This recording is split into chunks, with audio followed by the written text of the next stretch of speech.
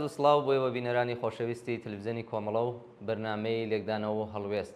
ئازیزان لە بەرنامەی ئەمڕۆکەماندا سێ بابەتمان بۆ ئامادەکردوون کە یەکەمین بابەتیان دەربارەی گەندەڵی و وشکە ساڵیە. حکوومەتی ئیسلامی ڕۆژ بە ڕۆژ کۆمەلگای ئێرانی زیاتر لەگەڵ قەیران و دژواری نوێ بەڕێوەڕوو دەکاتەوە لە ئێستادا قەیرانی ئاو لە بەشێکی بەرین لە ئێراندا بەرەو ئەو ئارەسەیە دەڕوات کە خەڵکی هەندێک لە ناوچەکان لە ئاستێکی بەریندا کۆچ بکەن و ئەم ناوچانە چیتر جێگای ژیان نەمێن. راپۆرت و لێکۆڵینەوەی فراوان سەبارەت بە گۆڕانکاری ژینگە و بە تایبەت کەماوی و بێئاوی لە ئێران بڵاو کراوەتەوە کە هەمویان باسی سیاسەت و کردەوەی کارە ساتباری سەران و بەرپرسانی گەندەڵ و نالایەقی حکوومەتی ئیسلامی لە پێکێنان و توندکردنەوەی قەیرانی ئاو دەکەن. ئەگەرچی وشکە ساڵی دیاردە و بەڵایەکی سروشتیە، بەڵام دەسەڵاتی کۆماری ئیسلامی لە ماوەی 46 ساڵی ڕابردوودا لە کێشەیەکی چارە هەڵگرەوە کردوویەتیە کارە ساتێکی کۆمەڵایەتی. کارگێڕانی ڕژیم بۆ کەمبوونەوەی ئاو لە چەند ساڵی ڕابردوودا دوو هۆکار دەهێننەوە. یەکەمیان کەمبوونەوەی ئاستی بارین و دووهەم بەکارهێنانی زۆری ئاو بۆ کاری کەشاوەرزی. هەڵبەت هەردووکیان واقعین، بەڵام تەنیا بەشێکن لە واقعیەتەکە.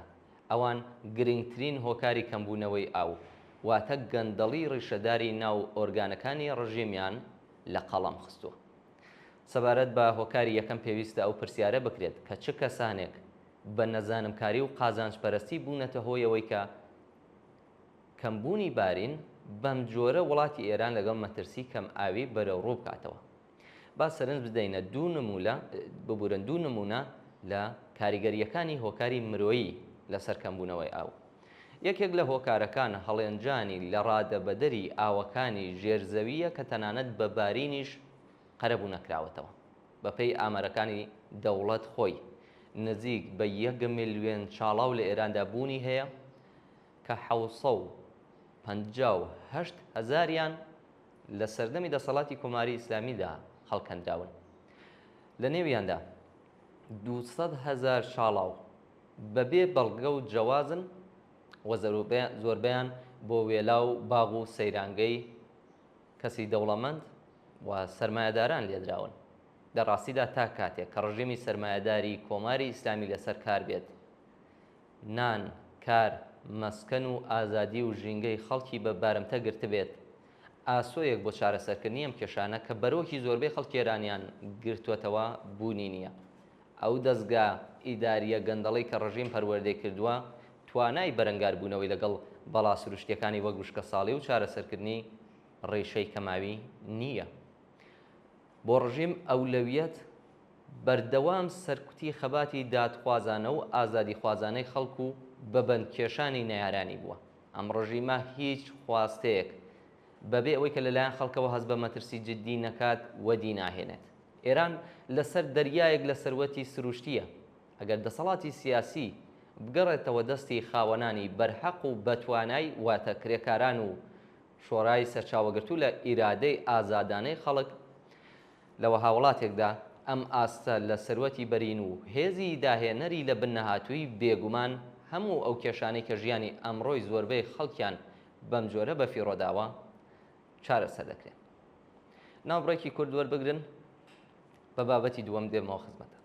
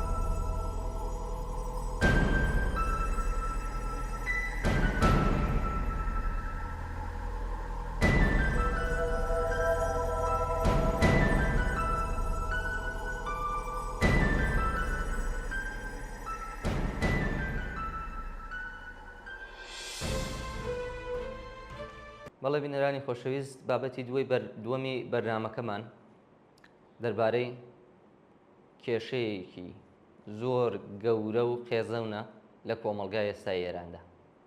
مانەوێت باسێکەین لە بازاڕی فرۆشتنی ئەندامەکانی لەش. ئێرانی ژێردەسەڵاتی کۆماری ئیسلامی لەو دەگمەن وڵاتانەی جیهانە کە هەژاری و نەبوونی هیوا بە باشتربوونی بارودۆخی ژیان و فەلاکەتی بێسنوور بەشێک لە خەڵکی ناچار بە فرۆشتنی ئەندامەکانی جەستەی خۆیان کردووە. دەڵاڵانی بازاڕی فرۆشی ئەندامانی لەش، پزیشکانێک کە بێجگە لە قازانج و پارەی زیاتر بە هەر قیمەتێک بیر لە شتێکی تر ناکەنەوە، کڕیارانێک کە نەخۆشن و توانای کڕینی ئەندامەکانی لەشی هەژارانیان هەیە، یەکێک لە قێزەونترین و نامرۆڤانەترین تەجارەتەکانیان پێکێناوە. کللتوری بەخشینی ئەندامانی لەش لە پاژمەرگ لە ئێران یەکجار لاوازە و هەر بۆیە ژمارەی زۆری نەخۆشانێک کە پێویستیان بە ئەندامێکی جەستە هەیە و هەژاریەکی بەرین کە بەسەر کۆمەلگادا سەپاوە، تراژدی فرۆشتنی ئەندامانی لەشی هەژارانی لە کۆمەلگای ئێراندا پێکێناوە.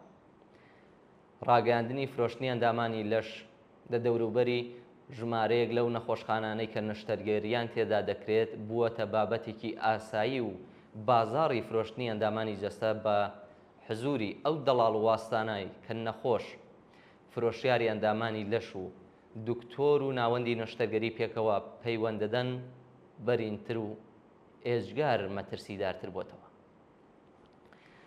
لە ئێستادا بێجگە لە لێدانی ئاگاداری لە دەرگا و دیوار بۆ فرۆشتنی ئەندامانی لەشی لاوان، بازاڕی فرۆش لە تۆڕە کۆمەڵایەتیەکانیشدا بووە تەواو. باندە مافیایەکان کە زۆربەیان سەر بە حکوومەتی ئیسلامین ویان لە ئەرازڵ و ئۆباشەکانی نزیک بە هێزە نظامی و ئەمنی و ئاخوندەکانن دەچنە ناو بازاڕ و تەجارەتی ئەندامەکانی لەش. تەنانەت لە هەندێک حاڵەتدا منداڵان دەدزن و ئەندامانی جەستەیان بەدەستی قەسابانە کە خۆیان پزیشک و نەشتەرگەر ناولێناوە دەردێنن و دواتر ئەم منداڵانە بێسەر و شوێن دەکەن.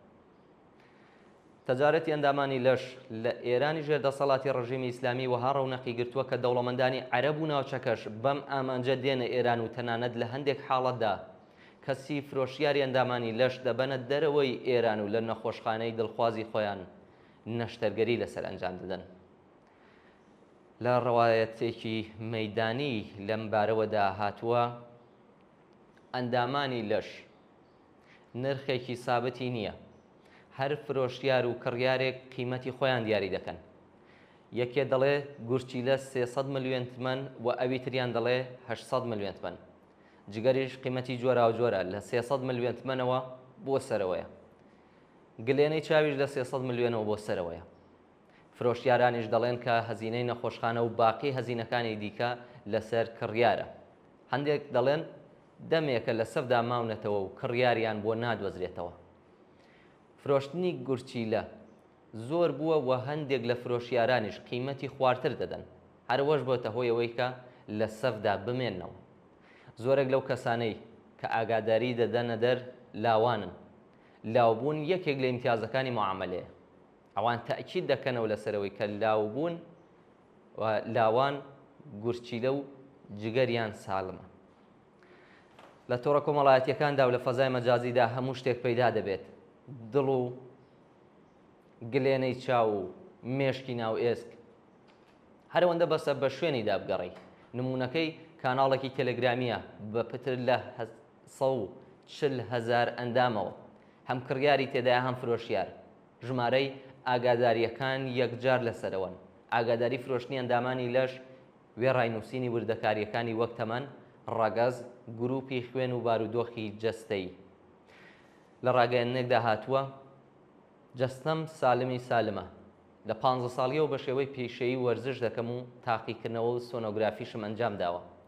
گشت تاقیکردنەوە پێویستەکانم ئەنجام داوە و بەڵگەی سڵامەتی پزیشکیم هەیە. هەندێکیان مەرجەکانیشان لە ئاگاداریەکەدا نووسیوە، ئەوەی کە هەموو هەزینەکانی نەشتەرگەری و تێست و تاقیکردنەوە لەسەر کڕیارە. هەندێکیش ڕایان گەیاندووە کە ئامادەن بۆ فرۆشتنی ئەندامانی جەستەیان بۆ هەموو شوێنێکی جیهان بڕۆن، تەنیا کڕیار دەبێ هەزینەی سەفەرەکەش بدات. حکوومەتی ئیسلامی ئێران هەژاری و بەدبەختی گەیاندۆتە ئاستێک کە بۆ فرۆشتنی ئەندامانی لەش هەژاران بەڕێز بن و جەستەی خۆیان بە تیغی قەسابانێک کە سوێندی پزیشکیان خواردووە و بە باندە مافیایەکان و بە دەڵاڵانی تەجارەتی ئەندامانی لەش بەسپێرن.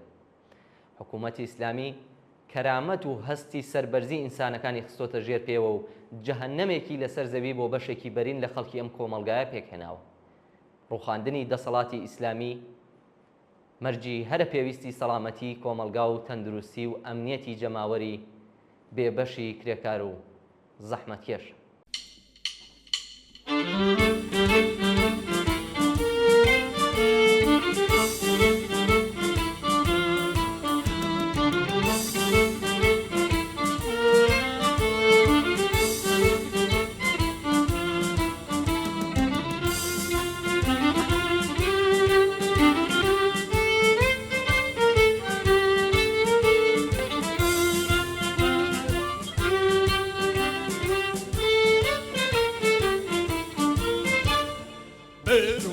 توفانی شورش هستاوه تیرشی رشیدی و ناش لولاوه حلقین لا یادادی و لا پری آغای سوری آزادی من شکوا آواری حومت بلا ماری دیده فاجری کین واسطاوی منار آمو شروع پیرواری و ستنگری بیروانه دوا هتا هتایا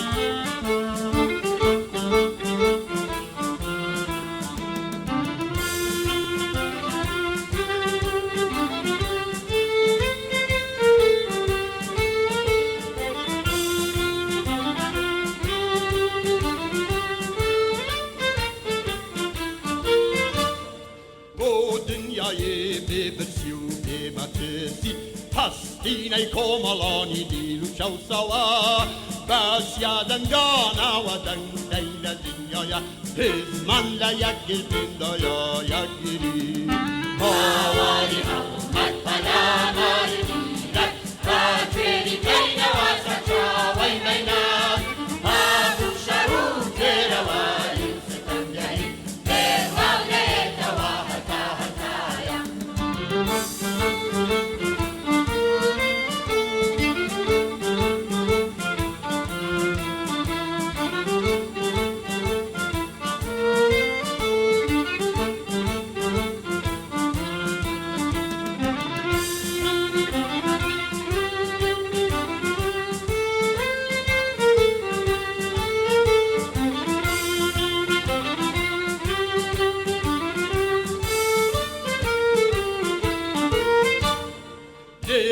و بانگە کەینا تاشیداگو با دەنگە دەنگی یەکتر کەرگەرم بەکۆ با هیچ دیوارێ بەربەم دەنگە نەنگی هزمان لە یەکگرتندایە یەکگیرین آواری حومت بلا ماری دیده فاجری کین واسطاوی منار آمو شروع پیرواری و ستنگری بیروانه دوا هتا هتایا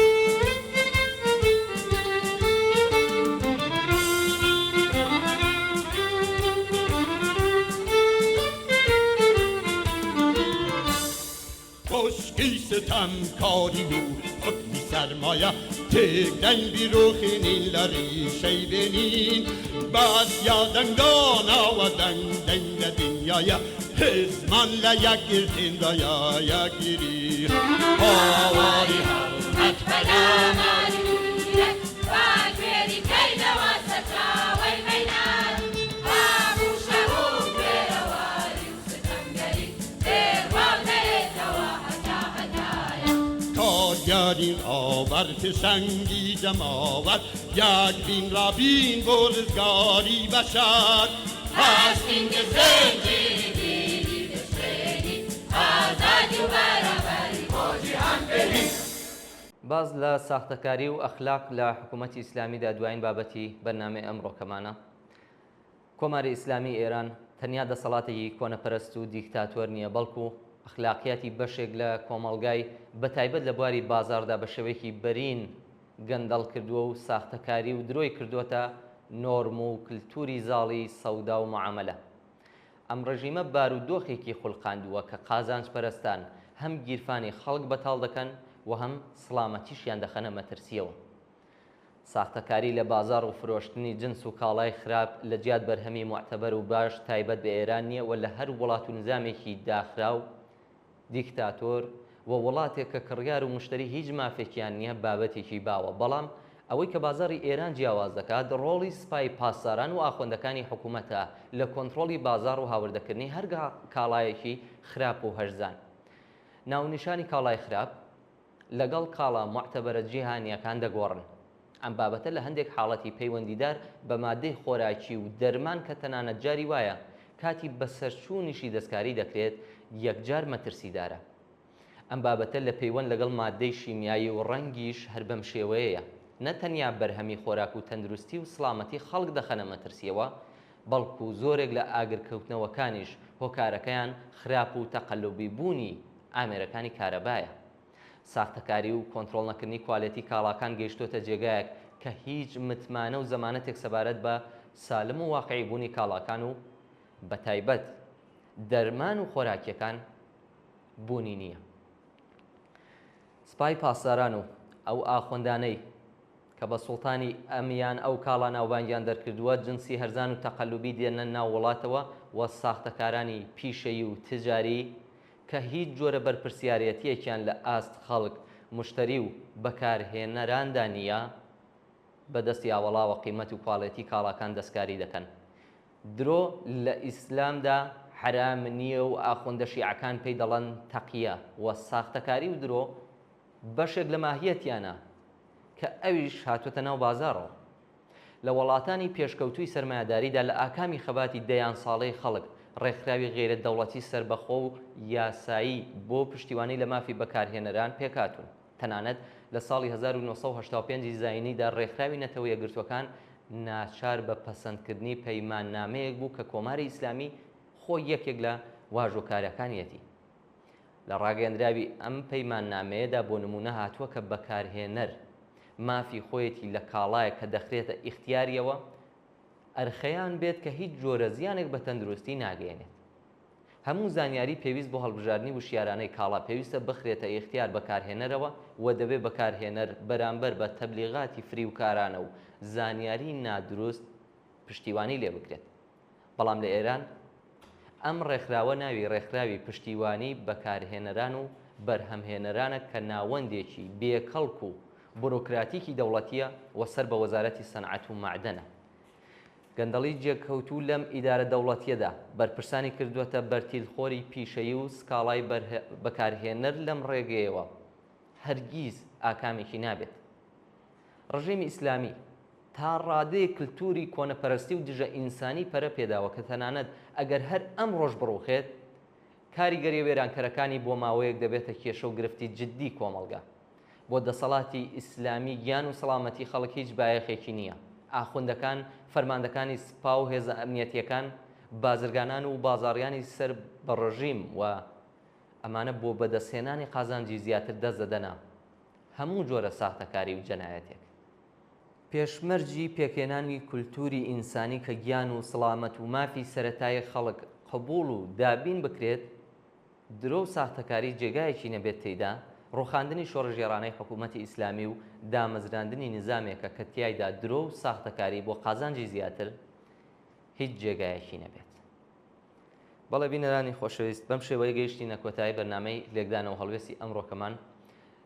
زۆر سپاس کە تا بۆ کۆتایی لەگەڵماندا بوون و هیوادارین کە ناوەڕۆکی بەرنامەکانی ئەمڕۆمان ناوەڕۆکی بابەتەکانی بەرنامەی ئەمڕۆمان جێگەی سەرنجی ئەوەی ئازیز بوو بێت و بتوانن کەڵکی پێویستی لێوەربگرن. تا لێکدانەوە هەڵوێستێکی تر بە ژیانێکی پڕ لە کامەرانیتان دەسمێردن ماڵەوە.